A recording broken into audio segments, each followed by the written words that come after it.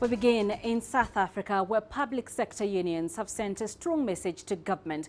They are threatening a total shutdown of the public service if their wage demands aren't met. Trade union COSATU began negotiations on wages in September last year. Aside from salary increments, unions are also demanding an increase in housing allowances. In a bid to end the dispute, government had previously proposed salary hikes of 5.5% for junior and mid-level employees and 4.5% for senior government employees over a 3-year period. The unions were unhappy with government's offer, partially due to changes in the government's negotiating team, a change they say shows a lack of interest in negotiations. All right, so let's get more details now from Angelo Kupla. He's live for us in Johannesburg. Angelo, it's been a back and forth between government and public workers. Government had pushed negotiations to next month. The workers were demanding a meeting this afternoon, failure to which they said they will shut down all services. Did that meeting take place? Well, you mentioned that lack of interest. In fact, the employers' representatives didn't pitch up for that meeting this afternoon. It didn't happen. The lack of progress, of course, is frustrating union, and the leaders are concerned because it does appear as if members are getting more and more frustrated. We saw that action last week where they locked in those members of the government delegation into that chamber. But you've got to bear in mind that those talks have been going on since September last year, and these types of talks are always protracted, and they don't always end well. The unions simply can't shut down services, of course, because as what they've threatened to do, because they don't have the legal right to do so. They've got to go through an arbitration process. Only once that's been done can a strike certificate be issued, which then means a strike can take place. So the threats of any shutdown, national or otherwise, are really just threats because of the frustration that the union representatives are feeling. If they do go on a strike, it's going to be unprotected, which means that the workers' rights would be very or severely curtailed. They could be disciplined, they could be suspended or even fired. So the workers remain stuck in this no man's land, wondering when the government, the employer, is going to sit down and have proper and meaningful discussions with them. Panina? Well, Angelo, public workers have a list of demands, from salary increases to a hike in house allowance, among other things. Are these demands realistic at a time the country is struggling to turn around its economy?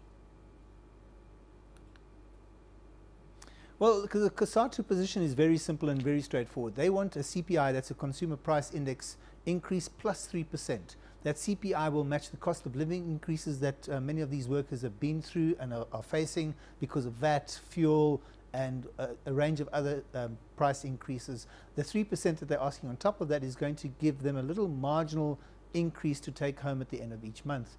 Government, of course, are offering below CPI increases in total. This, the unions say, puts the workers in a worse off position than they are in currently. The economy can't cope with a 9% increase if we're realistic about it. And there's some 230,000 people that are affected here. So that's a big number and a huge amount of money that has to be laid out. The national budget is already being squeezed, as you know. Tax collection numbers are down. They're not anywhere near where they should be. And economic growth is marginal, to say the least. So the two parties are struggling to find each other. Panina?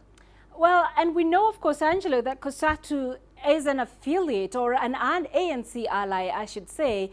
We do know, of course, President Ramaphosa has so far enjoyed immense goodwill from the public. So are the two parties, the government and its workers, likely to find a common ground soon? Well, Panina, it's unlikely. As a union official put it to me, I'm told by the same union that they can't move much lower than the offer that's on the table. Government is duty-bound to keep the spending in the public service in check. President Ramaphosa said that he'll drive fiscal discipline, which includes keeping public sector spending under control and reducing it. It's anticipated that these negotiations will go to the wire, but no one appears ready to kind of make an effort or come down or back down off their offer. So the environment is really tense at the moment, and workers are getting edgy. COSATU says it may well even get a mandate from his members sooner rather than later to declare that dispute. In terms of Ramaphosa, well, he's got to do something definitive. There's a lot of goodwill being shown towards him, but he's stuck between a rock and a hard place now because the workers and the goodwill that he's got from some of the workers is dissipating because there doesn't seem to be any give from the government side in terms of these wage negotiations, Panina? All right, Angela, it's always a delight speaking to you. Thank you for joining us. Angela Kupla in Johannesburg. Let's stay in the country for a while. The country's economy is recovering from stagnation in the last couple of years. South Africa's inflation rate slowed to 4.4% in January, easing pressure on the central bank to maintain a tight monetary stance. Price growth has been within the country's Reserve Bank's target range of between 3% to 6% for 10 months, the longest run since 2015. CGTN's Toby Muse sat with the bank's governor, Lesetja Kganyago, to discuss the state of the economy moving forward. Does the South African Reserve Bank expect inflation to remain within the target of 3 to 6% given the price of crude oil? Yes, we expect it to remain within the target. At the moment, the most recent reading is inflation rate of 3.8%. We would prefer that inflation expectations are anchored around the 4.5% mark, which is the midpoint of our inflation target range.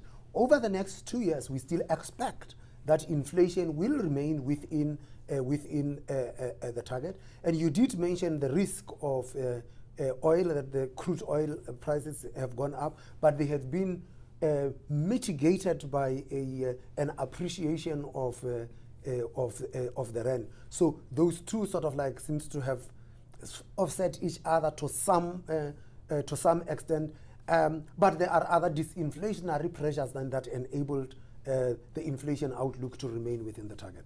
In South Africa, there's been a recovery in business confidence, but what kind of reforms are needed from the central bank's point of view? What reforms are needed to really make the most of that optimism in the business class? Well, central banks that do not quite drive structural reforms, because the reforms are all structural, and the president had gone out, and one of the big uncertainties in terms of the reforms had to do with certainty with respect to licensing in the mining sector. South Africa is rich in commodities, and you just have this situation where investment in mining was not taking place, not because we do not have commodities, not because we have run out of minerals, but because of the uncertainty with respect to mining licensing.